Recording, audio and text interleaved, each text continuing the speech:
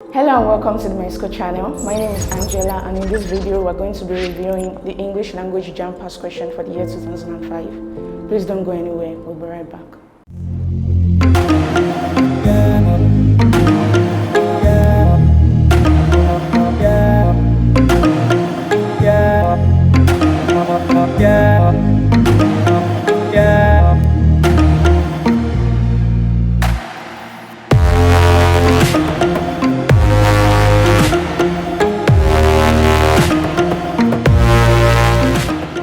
Welcome back to the Myschool channel. In this video, we're going to be reviewing questions 1 to 25. Let's begin with question 1.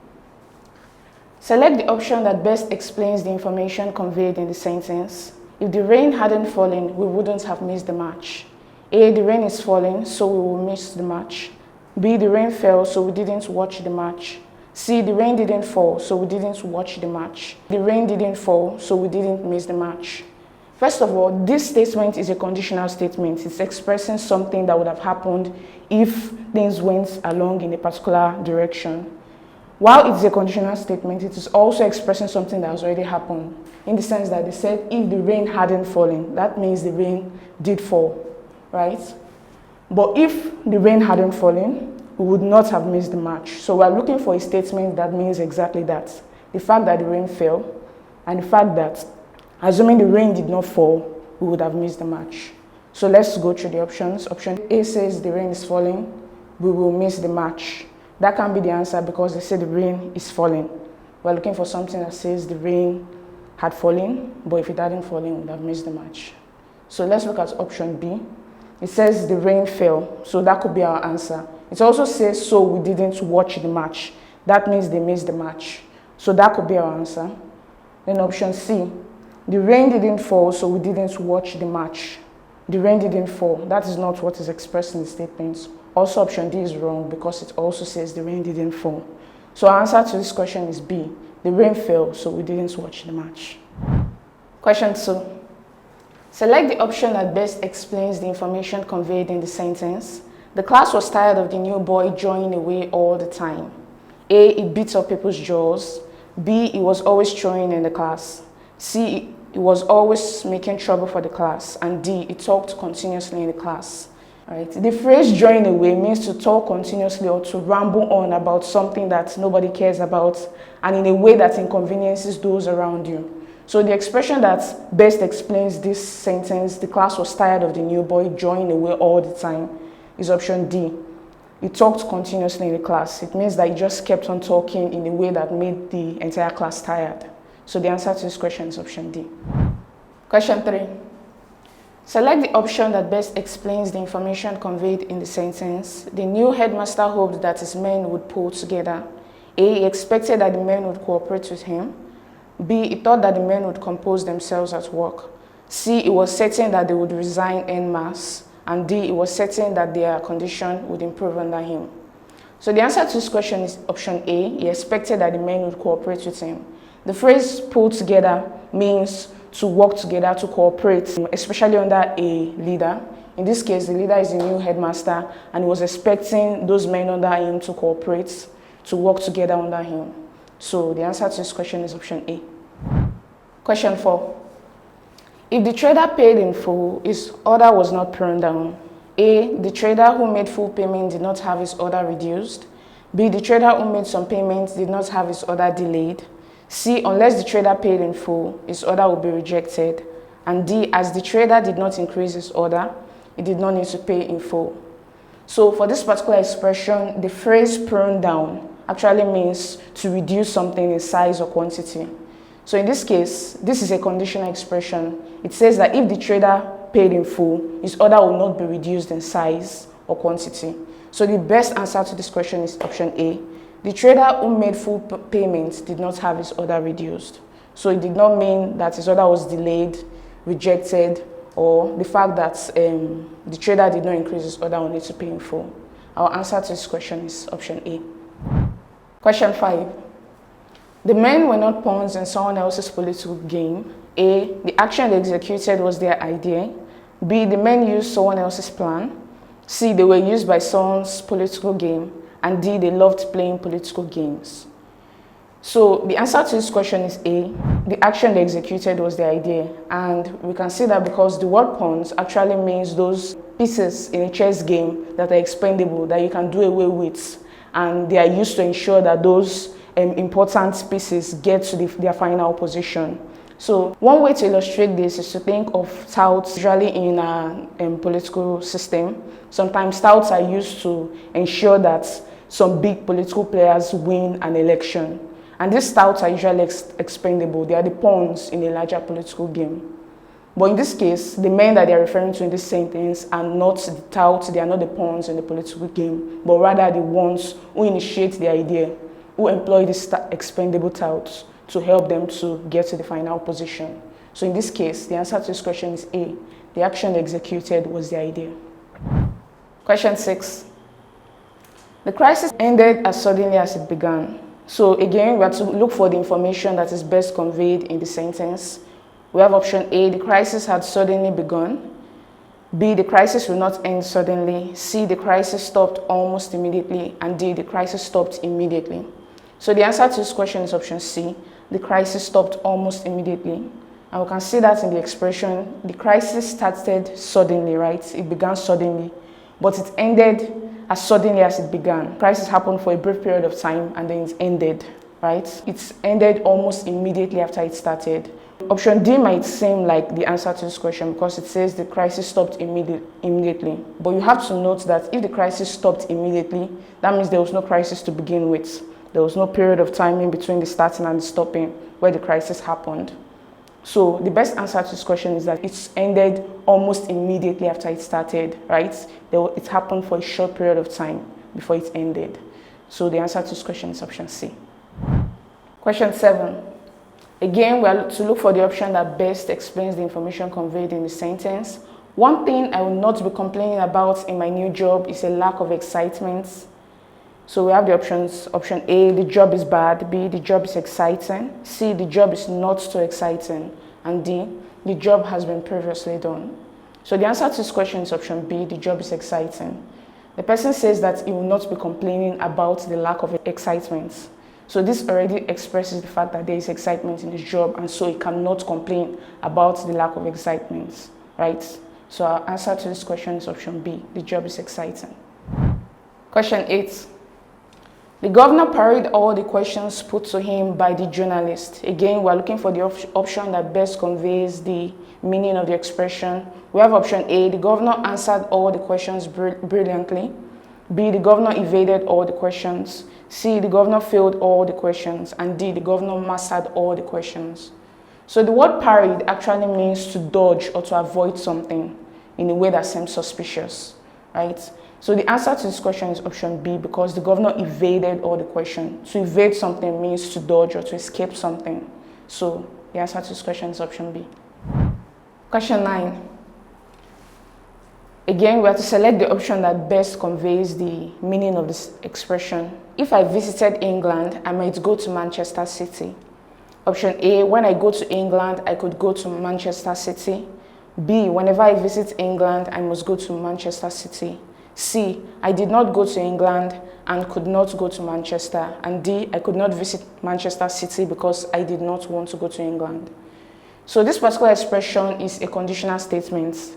That means if this particular person visits England anytime in the future, that he might, that is, it's expressing probability, he might go to Manchester City. So we're looking for something that shows that he might visit England in the future, and that when he does visit England, he may, right? There's a probability that he will visit Manchester City. So for option A, it says when I go to England. That already expresses the fact that it's a future event. I could go to Manchester City. That expresses probability. I could. Could is a modal form that expresses probability. So that could be the answer to the question. Okay, let's look at option B. Whenever I visit England. Whenever I visit England also shows that he plans on visiting England in the future. But the fact that it makes use of must in the next phrase, I must go to Manchester City, doesn't indicate probability. It shows certainty. So that is not the answer to the question. I did not go to England. This does not show his future plans of visiting England and could not go to Manchester. So that's not the answer to the question. Then we have option D. I could not visit Manchester City because I did not want to go to England. This does not express the information conveyed in the sentence because nothing in this statement says that he did not go to England. That is not the answer to this question. So the answer to this question is option A. When I go to England, I could go to Manchester City. It indicates that he plans on visiting England in the future and there is a probability that he will go to Manchester City when he does go to England. So answer to this question is option A. Question 10. Again, we are looking for the information that is best conveyed in the sentence. The man puts his foot down whenever he is convinced of his action. A. He desires to assert his will in the situation. B. He makes his mark wherever he goes. C. His attitude demonstrates someone who likes to oppress others around him. And D. It demonstrates firmness of character. So the phrase to put your foot down actually means to assert your will in any situation you find yourself in, to make sure that your voice is being heard in every situation. So this particular expression is talking about his character, how he acts in every situation, not in a particular situation as it states in option A. Option A says he desires to assert his will in the situation. They are not talking about his attitude in a particular situation, but rather his character, his personality. It can be option B because to put your foot down doesn't mean to make your mark wherever you go. It also doesn't mean that his attitude demonstrates someone who likes to oppress others. The fact that you put your foot down every time does not mean you are oppressing other people around you, right? Oppression has a negative connotation and it is not expressed in that sentence. So the answer to this question is D. It demonstrates a firmness of character. That shows that in every situation he finds himself in, he always asserts his will, ensures that his voice is being heard and taken into consideration by others. So the answer to this question is option D. Question 11. Choose the option opposite in meaning to the underlined words. The teacher recounted two events that were analogous with each other. A. Similar with, B. Distant from, C. Advantageous to, and D. Different from. So the word analogous means similar. So the teacher remembered two events that were similar to each other. So the opposite of the word analogous or similar is different from. So our answer to this question is option D. Question 12. The principal was filled with scorn when we gave our reason for coming late. A. Contempt, B. Sympathy, C. Anger, and D. Pity. Now we have to look for the word that is opposite in meaning to the word scorn. Scorn means disdain or contempt for someone. You feel the thing the person has done is shameful. So that's the meaning of the word scorn. And the opposite of scorn is sympathy, which also means compassion. It means that the principal was filled with sympathy, compassion, when we gave our reason for coming late. He kind of understood where they were coming from. He understood the situation they were in. So he was filled with sympathy. Pity may be similar to sympathy, but it is different in the sense that pity has a negative connotation, in the sense that when you feel pity for someone, you kind of look down on the person and feel sorry for the person. So sympathy is the best answer to this question. Do you know you can take practice questions with our simulated JAMB CBT past question? All you need to do is to click on the link in the description below. This takes you to the Myschool website. There you can download the Myschool mobile app for your Android devices and the Myschool software for your laptops and computers. Please go ahead and start practicing. Now to question 13. After 50 years, he could not find anyone who was contemporary with him at college. A. Strange to, B. Belonged to, C. Friendly with, and D. Contested against. So again, we have to look for the opposite in meaning to the words underlined. To be contemporary with someone means to belong to the same time period or era. So in this case, after 50 years, this person could not find someone in that college who came into the college during the same time period that he came into college. So the opposite of that is A. Strange to. Because when there are lots of strangers around you, maybe they did not get into college at the same time you did. So that is the best answer to this question. I believe you're enjoying this content. If yes, please do not forget to hit the like button, click on the subscribe button, and lastly tap on the notification bell to get informed as soon as we release the next videos. Question 14. Idris gives me a sour look every time I pass by him. A, bad, B, satisfactory, C, friendly, and D, sinister. Again, we're looking for the opposite of the word underlined, which is sour. Sour means negative or unfriendly, especially in this particular context. Normally, you understand what sour means when something doesn't taste good, maybe it tastes bad. But in this case, it means negative or unfriendly. It is important to always look at the context in which a particular word is used before you find out the answer to the question. So the opposite of sour in this case is C, friendly, because it is the opposite of negative or unfriendly. Question 15. The officer was given an invidious task. A, vivid, B, cruel, C, pleasant, and D, difficult. Again, we're looking for the opposite in meaning to the underlined expression. Invidious actually means something that is likely to cause anger or resentment. So in this case, this officer was given a task that made him angry or resentful towards the person that gave him the task. So the opposite of invidious is pleasant, because it can be vivid, it can be cruel or difficult. Vivid actually means something that looks good. Cruel is similar in meaning to the word invidious. Difficult is also has a negative connotation like invidious, so it can't be the answer to the question. The answer to this question is C, pleasant. Question 16. The views of the plateau are in stark contrast to the workaday cottages below. A, ordinary and uninteresting, B, beautiful and interesting, C, comfortable and fascinating, and D, ugly and unfascinating. Okay, the answer to this question is B, beautiful and interesting, because that is the opposite of the word workaday. Workaday means something that is ordinary, normal, something that you encounter every day, right? So it is similar in meaning to ordinary and uninteresting. So the opposite is beautiful and interesting. It can be comfortable and fascinating, although it can be fascinating, but it can be comfortable, because comfortable is not a feeling you get when you see something that is visually appealing, something you feel, not something you see. So the best answer to this question is B, beautiful and interesting. Question 17.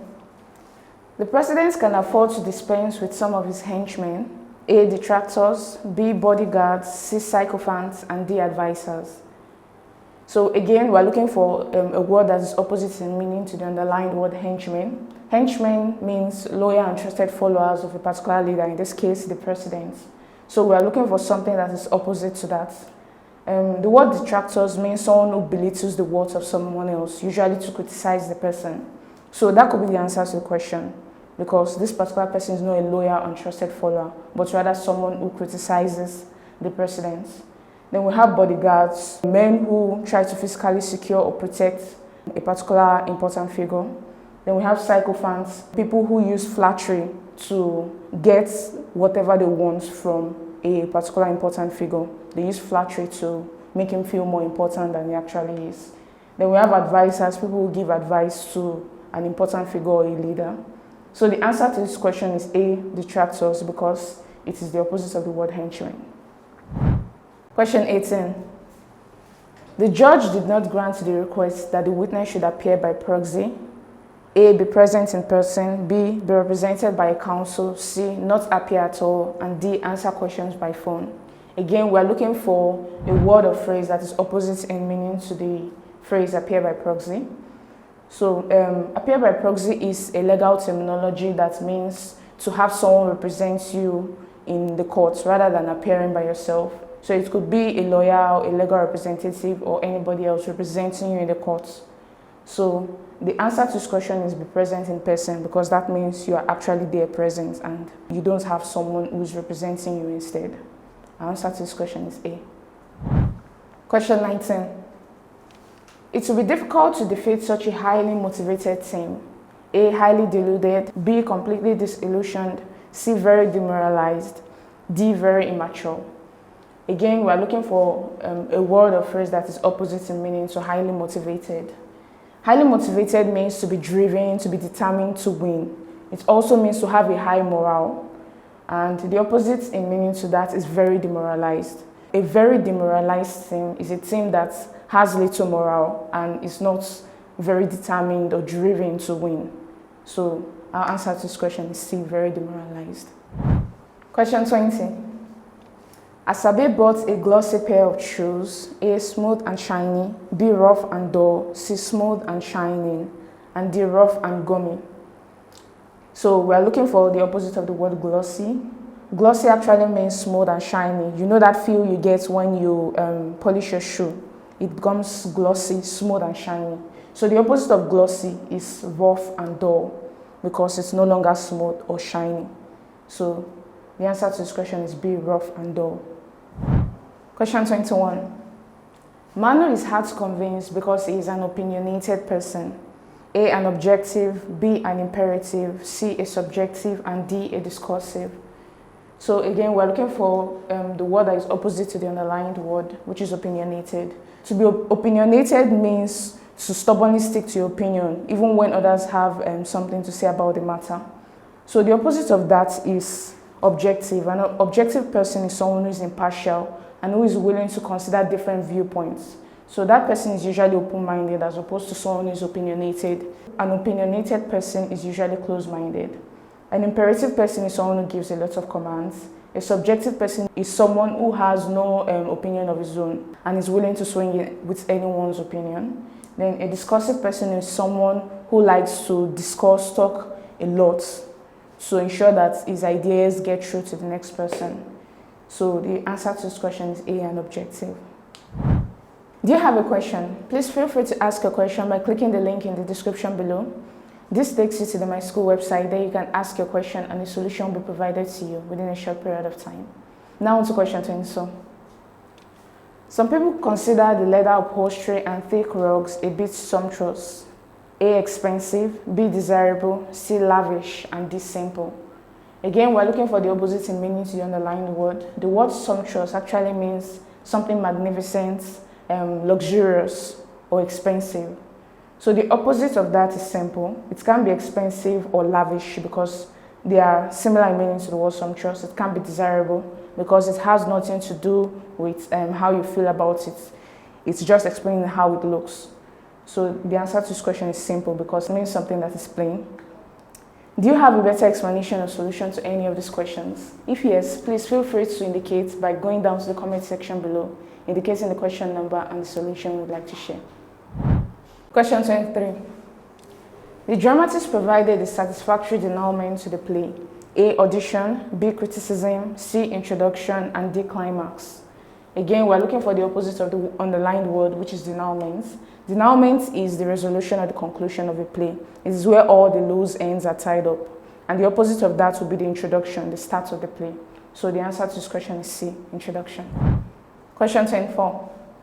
Many Nigerians are weary of night journeys. A, worried about, B, satisfied with, C, unscared of, and D, troubled about. We're looking for the opposite of the word weary. Weary actually means to be cautious of something because you know that you are aware that it might be dangerous. So many Nigerians are cautious about traveling at night. The opposite of weary will be unscared of, because when you're unscared of something, that means you're not alert, you're not cautious about it, because there is no fear, there is no danger associated with it. So that's the answer to the question, option C. Question 25. The proprietor accused Uche of silently acquiescing to the student's demands. A, submitting to, B, adjusting, C, compromising on, and D, resisting. So we're looking for the opposite of the word acquiescing. So acquiesce means to agree on something passively without protest or resistance. So we're looking for the word that is opposite to that. Submitting to actually means to agree to something. It's similar in meaning to the word acquiescing. To adjust to something means to adapt to it. It's also similar to acquiescing because you're agreeing with it and adapting to the situation, however way it comes. To compromise on something means to consciously agree mutually with the person you are having a problem with. So it is similar to acquiescing, but this time around the person is conscious of the fact that he's agreeing to it. It's not just passively agreeing to the situation. The opposite of the word acquiescing is resisting, because it means you are not agreeing to the demands of the students, but rather you are resisting it, you are going against it. So the answer to this question is option D. I believe you've enjoyed this content. If yes, please do not forget to hit the like button, click on the subscribe button, and lastly tap on the notification bell to get informed as soon as we release the next videos.